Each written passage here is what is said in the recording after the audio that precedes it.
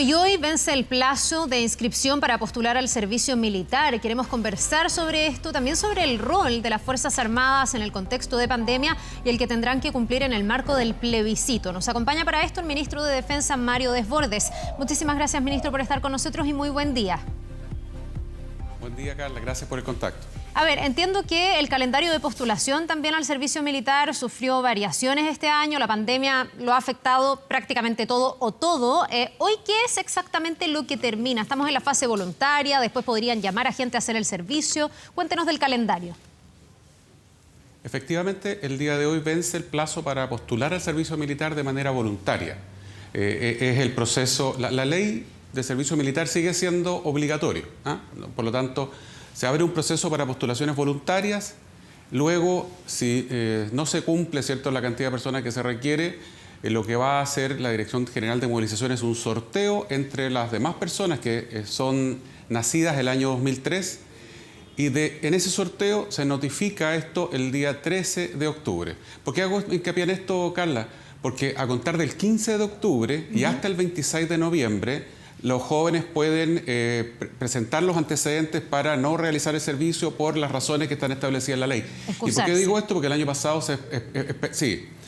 para excusarse, el año pasado esperaron hasta último minuto, entonces el 26 de noviembre teníamos unas filas enormes en los cantones de reclutamiento y eso era complicado en un año normal. En un año con COVID, obviamente, eso es algo que no puede pasar.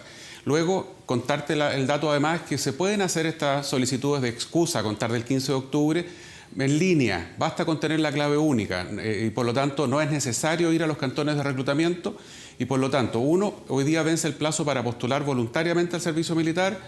Dos, el 13 de octubre se va a dar a conocer el resultado de este sorteo y el 15 de octubre, de ahí en adelante, los jóvenes pueden excusarse. Lo pueden hacer en el cantón y ojalá en línea. Y ojalá también con tiempo, para no dejarlo hasta último minuto. Ya, algo bien relevante, sobre todo en el contexto de la pandemia. Ministro, ¿cuántos son los cupos y cuántos postulantes tienen hasta el día de hoy, cuando estamos ya al cierre de esta primera etapa? Los cupos por ley son alrededor de 12.000, eso en total en todas las Fuerzas Armadas. Estamos discutiendo el presupuesto en este minuto, por lo tanto eso también va a depender del presupuesto, va a depender de otro factor, porque hay ingresados ahora el 1 de septiembre, usted bien señalaba que este año que el calendario se modificó. No ingresó el contingente en abril como es normal, entró el 1 de septiembre. De ese contingente que entró el 1 de septiembre, poco más de 5.000, lo que se empezó a hacer hace 2 años atrás es un examen psicológico a todos los jóvenes que hacen el servicio militar y sin que signifique, digamos, que tienen problemas psicológicos, sino que hay un tema de aptitud para este tipo de actividad que es el servicio militar. Van licenciándose jóvenes. Eso también tiene que ver con la cantidad de gente, de jóvenes que queden del contingente que entró el 1 de septiembre. Ya, pero de los cupos totales, ¿sabemos si se van a alcanzar a llenar? Porque ha habido procesos donde incluso se llena con voluntarios. En los últimos años parece que eso ha ido cayendo, corríjame usted. Igual hay que hacer llamado al servicio militar obligatorio, pero no sé si este año habrán bajado ostensiblemente las postulaciones, porque había familias que tenían susto, que decían qué va a pasar si es que están dentro de los cuarteles con el coronavirus. También había cierta distancia tal vez de postular. Sí, mire, la cifra oficial se va a saber hoy día, porque hoy día cierra el proceso. Lo que ha pasado en los años anteriores es que ha venido disminuyendo y por lo tanto no alcanza la cantidad de voluntarios para cubrir las vacantes que tiene las Fuerzas Armadas con cupo presupuestario y cupo legal para el servicio militar. Yo le quiero contar que los jóvenes cuando ingresan en este momento quedan inmediatamente en cuarentena. Se les hace el PCR inmediatamente también. Los oficiales que están con ellos a cargo, los suboficiales, los clases también están en cuarentena. Yo estuve con los soldados recién ingresados en Copiapó. 120 venían desde Linares. Ellos al llegar a Copiapó quedaron en cuarentena en el regimiento mientras se les empezaba, ¿cierto?, a hacer la instrucción. Los oficiales, los suboficiales que estaban a cargo de ellos ya llevaban un periodo en cuarentena. A todos se les hizo PCR. Lo mismo los que iban a regiones, los que viajaban a Coyhaique, a Punta Arenas. Se fueron con PCR, estuvieron en cuarentena, se toman todas las medidas de resguardo. Hubo PCR positivos en el caso de Copiapó, todos asintomáticos, son jóvenes que a los que se les presta toda la atención de salud que se requiera y por lo tanto se toman las medidas también respecto del contagio del COVID. Ya, o sea, no debería haber miedo desde ese punto de vista. Ministro, viene el plebiscito, estamos en un estado de excepción que se ha alargado. ¿Cuál va a ser el rol de las Fuerzas Armadas y cómo se enfrentan estos dos contextos? Porque yo entendía que los planes era que terminado el estado de excepción, el 25 de septiembre, ya se empezaban a mover los efectivos y empezaban a acercarse a los recintos y empezaba la planificación del plebiscito. Pero ahora conviven ambas cosas. Entonces, ¿van a dar abasto nuestras Fuerzas Armadas para el plebiscito? Efectivamente, la planificación original era que el 25 de septiembre las Fuerzas Armadas replegaban a sus tropas a los cuarteles. Ahí se producía un proceso que se denomina regeneración, o sea, de descanso, volver a ver a su familia. Le quiero contar que hay personal de Arica, por ejemplo, acá en Santiago, que no ve a sus hijos, hombres y mujeres que no han visto a sus hijos en 6 meses, a sus hijos, a su esposo, a su cónyuge, ¿cierto? Y por lo tanto es necesario que ellos regresen para estar un poco con su familia. Esa era la planificación original. Como la pandemia obligó a extender el estado de excepción y vemos difícil que eso se revierta. Yo participo del comité COVID, tenemos comité mañana, hay regiones que están con números todavía muy altos.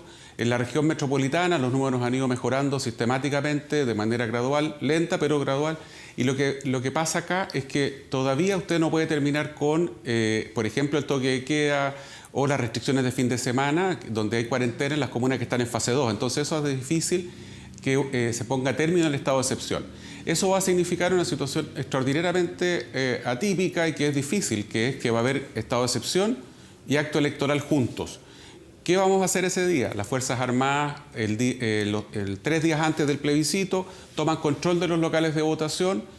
Quien es jefe de la Defensa Nacional hoy día, en términos legales, por el estado de excepción, pasa a ser jefe de la Fuerza Regional, tiene otra calidad distinta, y las Fuerzas Armadas, ¿cierto?, garantizan el proceso electoral como lo han hecho siempre en los locales de votación.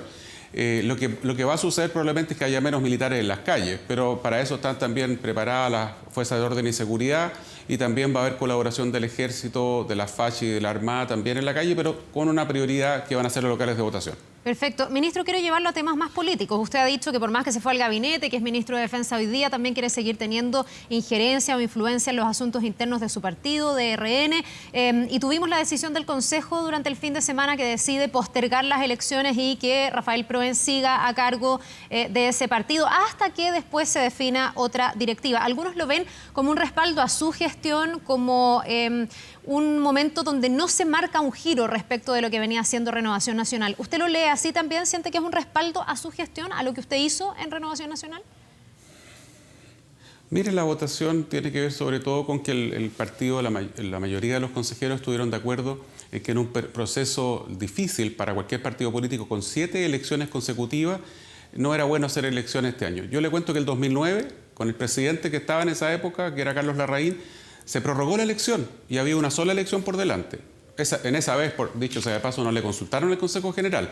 Esta vez se le consultó al Consejo General, que ha sido el más participativo de la historia, porque como se pudo hacer online por primera vez en la historia también de Renovación, participaron casi 500 consejeros.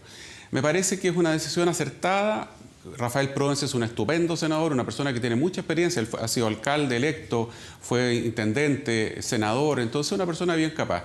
Ahora, yo espero que nos concentremos como partido. Yo hoy día estoy dedicado a ministro de Defensa, pero en mis ratos libres, los pocos que le deja a uno el ministerio, obviamente tengo el derecho a estar pensando en lo que sucede en un partido al que dirigí, al que ayudé a que creciera, ¿no es cierto?, hoy día el partido más grande de Chile, y no solo el más grande, el más valorado en todas las encuestas, el más respetado en todas las encuestas. Entonces, queremos mantener ese trabajo efectivamente, Carla. Yo creo que no es ni un triunfo ni una derrota de nadie en particular. Lo que primó fue el criterio de concentrémoslo en todos estos procesos electorales. Una elección interna obviamente significa un trabajo adicional. Habría que haberla hecho a 2 semanas de la primaria del 25 de noviembre, justo antes de de la Navidad. Era complicado. Si usted fuera hoy día el presidente de RN todavía, o con la influencia que todavía tiene en el partido, ¿cree que RN tiene que abrirse a primarias con el resto de Chile Vamos, por ejemplo, para alcaldes, gobernadores? Hoy día está la discusión y estamos como en unas negociaciones medio frenéticas. Ayer Egópoli golpeaba la mesa y decía que desde RN, por ejemplo, se querían proteger a algunos alcaldes y no querían ir a primaria. ¿Usted está de acuerdo con que todo el bloque debería ir a primarias?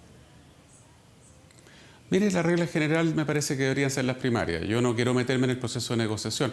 A mí me encantaría que esta polémica fuera porque todos los partidos no estuvieran peleando el cupo en Pudahuel, el cupo de la cisterna. Me encantaría ver esta discusión tan acalorada en los diarios por comunas en donde veo que no hay tanto interés. Vitacura lo dice por el caso de Vitacura. Sí, que es la que está trabando la discusión. Entonces, al menos Renovación Nacional, entiendo, tiene candidato en todas las comunas de Chile y no está preocupado solo de Vitacura. Yo creo que tenemos que dar un buen ejemplo. Hoy día en la noche debe haber un pacto de todo Chile Vamos, el PRI, Evópolis, la UDI y Renovación Nacional, y este pacto tiene que permitir que tengamos candidato único en todas las comunas de Chile. Eso es una responsabilidad nuestra como militantes y también de los partidos políticos con el electorado. Pero yo no puedo intervenir en la negociación, no me corresponde. Confío en el criterio de Rafael Provence, que le insisto, es una persona bien capaz, y por lo tanto yo espero que hoy día en la noche tengamos acuerdo. ¿Y cómo ve la salud de Chile Vamos y particularmente la salud de RN? Porque la decisión del fin de semana fue de 52 contra 48. Se habla ahí de un partido bien dividido y muy tensionado porque conviven, por ejemplo, en el marco del plebiscito, posturas a favor del apruebo y posturas a favor del rechazo. Y algunos ven que esa convivencia no ha sido del todo fácil. ¿Qué ve usted? ¿Cómo ve la salud del bloque y de su partido? Mire, si algo demostró la votación del sábado es que el partido no está quebrado entre el rechazo y el apruebo. Porque había gente que decía, mira, el 90% está en contra de lo que ha hecho Desbordes, el 90% está por el rechazo y por lo tanto va a querer cambiar esta directiva. Eso no pasó y eso no es lo que quiere el militante. La gente de Renovación Nacional efectivamente está dividida entre el rechazo y el apruebo. Yo creo que hay un 65% que está por el rechazo, que es una mayoría.